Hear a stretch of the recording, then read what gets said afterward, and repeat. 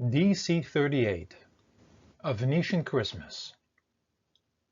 Soul-touching and life-enhancing stories. A Venetian Christmas. A Christmas story. The time of Christmas has arrived again. As custom, Santa called for the yearly meeting where all those helpers would gather who had been collecting the wishes of the children in the world. Each year there was a lot of discussion on how wishes would be granted. Now we have to remember that in Santa's eyes, each and every person, no matter what their age, was considered a child, for each grown-up still had that child within. Santa noticed immediately as he opened the doors to the meeting hall that it was very noisy. It was noisier than ever, and there seemed to be a lot of excitement in the elves' conversations. Santa overlooked the situation for a moment, and even when he had entered the meeting hall, the whispering did not calm down.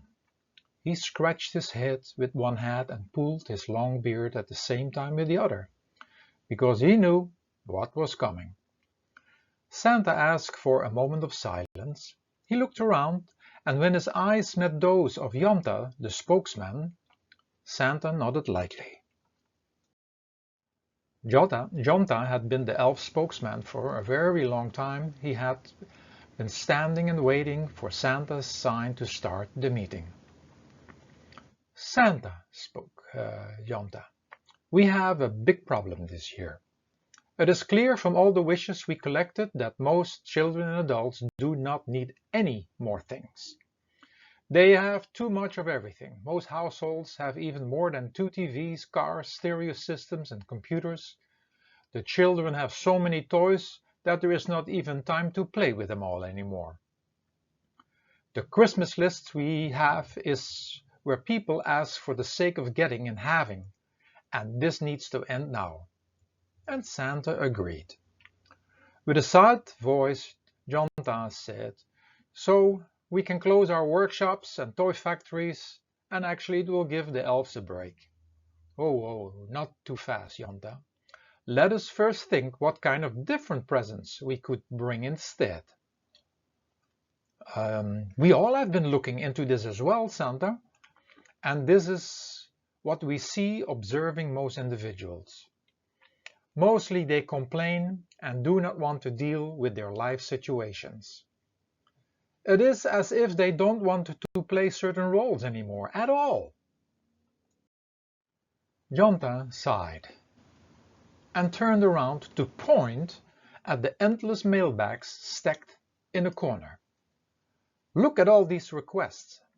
All they are saying is, Santa, please get rid of this person in my life. Santa, take this situation away in my life. People are discontent and even rebelling and do not want to deal with certain people in their family or environment and wish for them to go away or to be replaced by others. Most of them are unhappy in their jobs, at home, angry at the past and afraid of things. They are not even making any attempt to accept their life situations. I think their discontentment was there all the time, but they got sidetracked with the presents we gave them. But now, because they have everything and have so much, and they cannot be pleased anymore with our kinds of gifts, all of this comes to the surface. And Santa said, basically they are asking us to change their life. Is that correct? Jonta sat down and asked, but can this be done? Can you give them that present, Santa? Everyone was staring at Santa. Santa had been stroking his beard and listening intently. No, I cannot. The books of people's life cannot be changed, as they are already written. In the past, I had visited Kalimabongo, the governor of the universe, in the sacred chamber. Together we looked at the Akashic records because I felt the feelings of discontentment and knew that someday I had to deal with this. I have to do some thinking. Our meeting will be continued tomorrow. The next day, when the first elves were gathering, they noticed that Santa was already seated and waiting with a guest at his side. The character was dressed in a mixture of various costumes, and his face, like mask, was changing constantly. When everyone had gathered, Santa stood and spoke. "Dear elves, I give the word to my dear friend, the Venetian. He has an idea to help us." Dear Santa, dear elves, yes, I think we can give the people of the world presents that could help them. Santa had explained to me that we cannot change the things that happen in the life of individuals, but we understand that life is a theater where each individual will have to play many roles. Individuals forget the fact that life is a make-believe world. Everything is a make-believe world, as nothing in creation is real and lasting. We all know this, as we live in this fantasy world, but they have forgotten this fact. People think they play one role only, but they change all day according to different situations. They behave this way with one person and different with another. And at the moment in time, they just refuse or cannot deal with certain other individuals or situations anymore. Jonta and all the elves were getting a little impatient and looked at Santa, who pointed to the Venetian and tapped with a finger on his ear, indicating they should listen. The Venetian had paused but continued speaking. Everybody needs to stay in that magical fantasy world, which makes life and creation bearable and even fun. Toys and even well-chosen gifts for adults bring them in that special place as well. The feeling is the same when children transport themselves in that other world, the world of imagination, in which they play the roles well in their fantasy. We may not be able to change anything in their book of life, but we can offer them a different help in the roles they have to play in order to deal better with the situations. Then Santa took over and said, "The Venetian is the inventor of magical masks that instantly, when you put them on your face, transform you into the role and character you have to play at that time, moment and situation." Just listen more to what the Venetian has to say, more about this role-playing and, in different words, putting on different masks. The Venetian spoke. "People so fast say, 'This is who I am,' through which they refer to their main mask or character, but they don't realize that they have many masks. The characters people don't like in themselves or have a hard time to accept in others are just masks. Some masks they wear are predominant characters, but all characters are within everybody, and they are just masks. Because underneath all of these masks, we find the real essence, the soul, our spirit. So, let's make a good plan to bring everyone this year some new presents." Santa spoke and continued speaking. "Janta and all of my dear elves, follow the Venetian, who will instruct you how to make and produce these magical masks. And I will think some more how to get my children into taking and using these masks in a magical way." A pre-Christmas gift with invitation. A week before Christmas, Santa made his usual rounds and surprised everybody by leaving a beautiful Venetian mask in people's stockings, with an invitation attached to it. The letter read, "Hi, dear friends, I have been looking into the matter, whether you should change the things that have happened, things that are happening, and the things that will happen in the future. Please do not be disappointed because destiny cannot be changed. You all have to accept the books and scripts you have because you wrote them yourself, or God himself. Just know that when you don't accept and learn to deal with what is happening in your life, you keep on complaining, blaming others, and hoping that miracles will happen. By means of this attitude, you stay victims and slaves in your own books of life. That, however, doesn't mean that you all do not need to do your best to be the best citizens and to stay or become in the best shape of health. You must stay on the path to improve yourself, but without expectation or reward in mind. Some things may change as they are written to undergo that change. However, you all can improve your attitude and perspective in any situation by putting on different masks that are available to you. Masks that will help you in playing your roles better in order to deal better with others and situations. You have received one of these masks as a pre-Christmas present. Try it out. And when you want to accept your book and are looking to change your perspective and attitude, please sign this invitation letter. As soon as the children and adults put these masks on, before they could even look in the mirror, they felt the sensation and image of that masks. However, it was not to the liking of everyone, because many couldn't accept this kind of magic. These individuals had lost the connection to their inner child, the world of fantasy and magic, and couldn't deal with the fact that life itself was a make-believe world. Visiting the Venetian planet. Many individuals, however, signed the invitation, and the night before Christmas, something magical happened for those who had signed.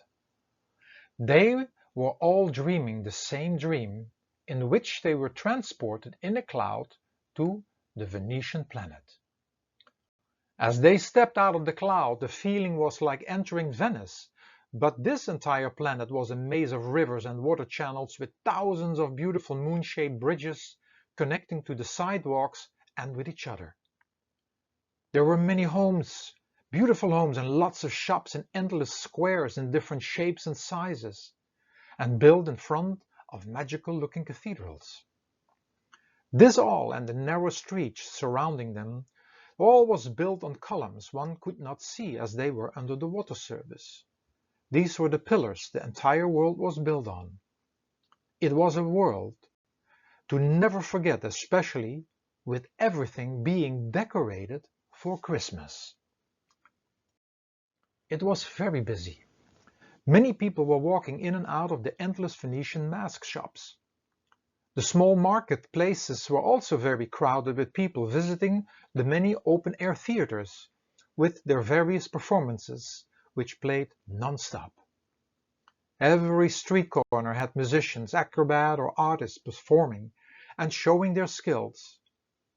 And the bigger marketplaces and squares had fairgrounds with endless rides.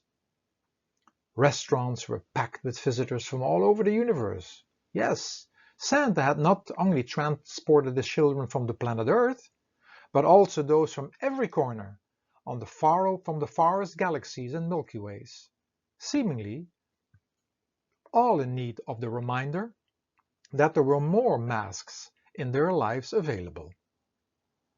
There were endless roles hidden behind the masks to play, and it was about to learn to play them well, like good actors do. People were strolling in and out of the many different mask shops with their respective signs of what masks they were offering. One could read complaining faces, angry faces, controlling faces, faces in judgment, bitter faces, but also professional faces, faces of adventure, faces of contentment, gentle faces, faces of acceptance, artistic faces, faces of joy, smiling faces, and many more. We know that Santa has the special magic and gift to be at many places at the same time, and spoke to those on every market square. Listen up, kids. You did not come here to just stand and look around. Go mingle, enter the shops, go and experience. For those who feel the need, we can meet up in a couple of hours, at which time you can ask me anything that is bothering you, or if you see me in the crowd and need assistance, do not hesitate. The many different groups started to move. First big groups stayed together, but slowly Santa noticed with a smile that more and more each person went his or her own way. After some hours had passed, almost everybody had regrouped at the market squares. Santa welcomed everyone and said, "Just consider this a small break before you continue your adventure. Any questions so far? Let me hear a few of them before I start answering." The first question was from someone who wanted to know what masks to wear at times when finding oneself in difficult situations. Another person asked Santa, "I'm often bitter at my situations and bitter at others. What masks should I be wearing at those times to help me?" And Santa responded, "There are various options, but first of all you must accept the bitter mask. But do not connect to being bitter to anybody or anything. You can also make a simple change by choosing the opposite side of the mask you are experiencing." He looked at the last person. "So, the opposite of bitter is?" "Yes, sweet, of course," answered the man. "So, I should wear a sweet mask, correct?" More people who had gathered around Santa started questions, and many opposite masks became the topic of discussion, such as deep fear and adventure, complaining and accepting, anger and forgiving, stress and pace, closing off and embracing, and so many more. At one point he found himself surrounded by business people having their questions in regards to working with their employees who often didn't do their job well. And Santa answered, "The most important thing is that you all understand that you maybe on paper are the owners of the business, but keep in mind that you came without anything and you will go without anything. To be a businessman is also just an act, a play, a part of life's theater. It is just a professional mask, which contains skills and certain knowledge, but do not mix your masks with emotional masks." "So you mean to say that I cannot be angry at times with a certain employee?" somebody asked. Anger has never solved anything. You just claim your own anger mask and realize that you have a hard time to deal with a certain situation, and that you can wear other masks in order to assist you in that situation. And every situation is different. You need to feel more the assisting and the guiding mask, because the controlling one will result into rebellion by others. The hardest was for Santa to speak with visitors confronted with disease, who brought the most terrifying masks to the surface. Santa advised to stop wearing the devastation, complaining, blaming, and self-pity masks, and that there were plenty of other choices. He talked about the accepting mask, the adjusting mask, the doing your very best mask, and leaving the results out of the game. He explained that disease was part of one's life adventure, and that there were many lessons to be discovered. Many times Santa gave the putting on of the smiling mask as a possible momentary solution, and it was the easiest mask to work with for everybody involved. Another mask, being the Love It All mask, was another easy mask to wear by realizing the true essence in everything and everybody. And so it was with the Embracing mask, the Forgiving mask, and the Thank You mask. On the squares, various small stage settings opened their show, with elves playing different situations and in which they presented ideas to wear different masks. The crowd moved away from looking at Santa or were drawn to a particular stage. Santa also moved around to see what was performed on the different stages. Most interesting to him was an act he observed about behavior amongst family members. Standing next to a family watching that particular performance, all of them were feeling bad, how they were all acting towards each other. And Santa said, "Do not be hard on yourself, just start using different masks and be better and make an easier show from now on." Interesting was also the shops with food habit masks, making people aware that they were mostly trapped in conditioned food consumption and giving them more options. Santa received the question to what food mask was the best, to which he answered that there was not one solution for everyone, but more an adventure of experiencing healthy and vital food modality masks. To be hiding behind one mask was, according to Santa, boring and no stimulation towards health. Change and adventures keep everything and everybody alive. Everywhere on the market squares were theater performances where individuals could find every situation in life being acted out. It was easier to see which masks to play with in order to have a much more positive experience. At the end of visiting shops and learning from all the different stage acts, the guests were invited to attend a masked ball. Everybody was amazed by the endless different masks that were worn by those attending, and the greatest gift was that almost every guest realized the meaning of the different masks. Before everybody had to leave, Santa was stopped and hugged many times by people coming to thank him for making them aware that there are many masks with their respective characteristics and roles to play. They had had truly a ball. The magical masks. All those that had visited the Venetian planet woke up the next morning with a smile on their face and hope in their hearts, but none of them was really sure if it all really happened. At Christmas Eve, all those who had had the opportunity to visit the Venetian planet received a box with miniature masks that constantly changed. The note on the gift from Santa said, "Close your eyes for a split second in any situation and choose the right mask to wear." Many individuals called Santa's gift the Venetian magic and started to use the idea, and each time they closed for a split second their eyes, they felt being back at the Venetian Christmas, at the Venetian planet. Santa was content, looking down, and Janta and the Venetian all smiled at each other.